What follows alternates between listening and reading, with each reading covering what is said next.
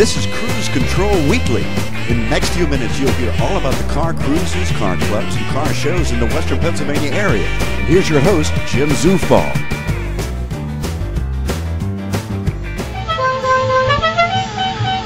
That's probably the most familiar sound you can remember from 1970s television.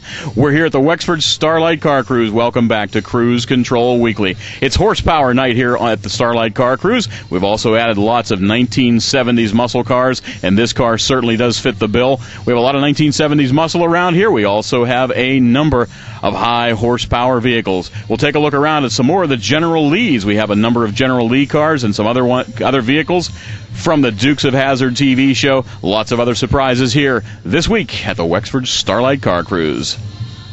Perhaps at no other time in the history of the American automobile was there more excitement and power coming out of Detroit than in the early 1970s. Starting with a trend that began in the 60s, the muscle car was king. The Olds Cutlass 442, Pontiac GTO, Pontiac Trans Am, Ford Mustang Mach 1, and so many other factory-built muscle cars were cruising the American highways in the early 70s. Sadly, the latter half of the decade saw an end to the great American muscle car with the onset of environmental and fuel economy concerns.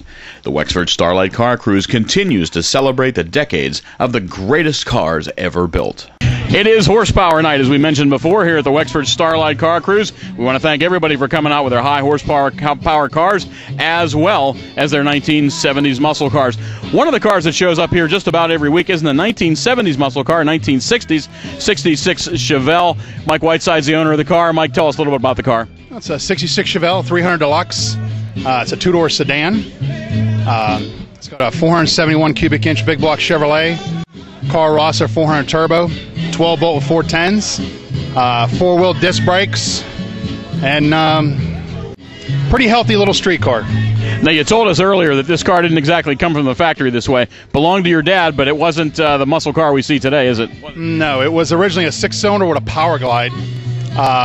Was owned by a woman named Helen Phillips out of Barnesville, Ohio. We bought it off of her son-in-law, who ended up selling it to us. And it was transplanted as a basic 454, which definitely is not what was in there today. Now it's got, like I said, it's a 471, Dart Pro 1, aluminum heads, oval port heads, Dart intake, Demon carb, all MSD ignition. It's a Carl Rosser 400 turbo with a 5500 8-inch converter, and a little more horsepower than it originally came with. On the dyno, it made a little over 675 horse, 580 foot-pounds of torque. So it's definitely a little nastier than what it came with. Let's talk a little bit about where that horsepower came from. Domhoff Race Engines built this for you? Yeah, Doug Domhoff, Sean Domhoff, Domhoff's Racing Engines up in Harmony. He does a fantastic job, and he knows his stuff. I mean, there's no doubt. And a nice little day on the dyno, a little playing. Got her tuned up good, and yeah, I got to give props to them. They definitely know how to make the horsepower. Well, we're glad to have you here every week. We're glad we can have a night like this with Horsepower Night, where you get to show off the car that's here already every week anyway. We are here at the Wexford Starlite Car Cruise, Horsepower Night, as well as 1970s muscle cars. We'll take a look at a few of those when we return to Cruise Control Weekly.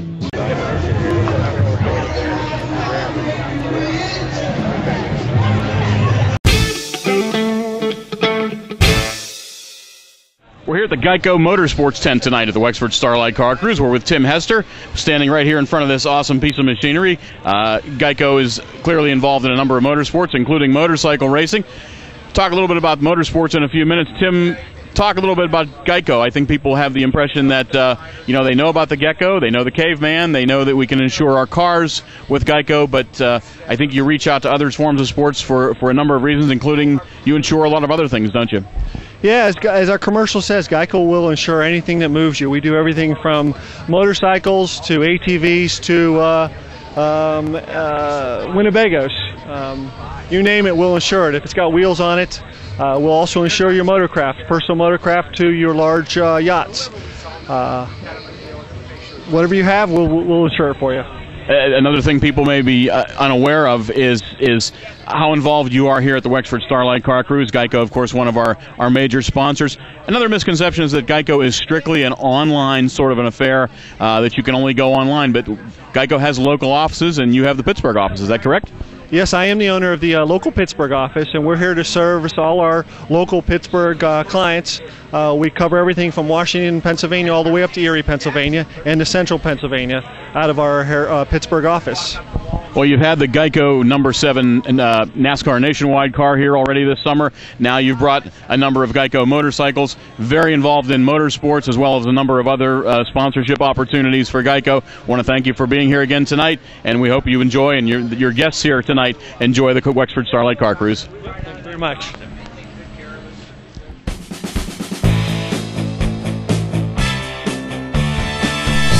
That's it for this week's edition of Cruise Control Weekly. Be sure to join us next time when we get you up to speed on car cruises, car clubs, car shows, and everything in between. To see archived programs, go to youtube.com/cruisecontrolweekly.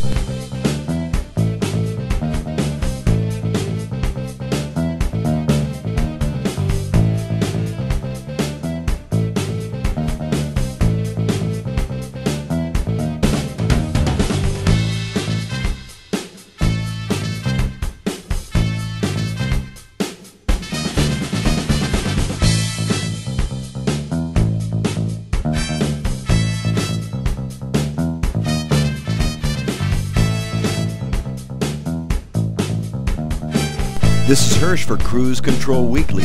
Be careful in the hot rod.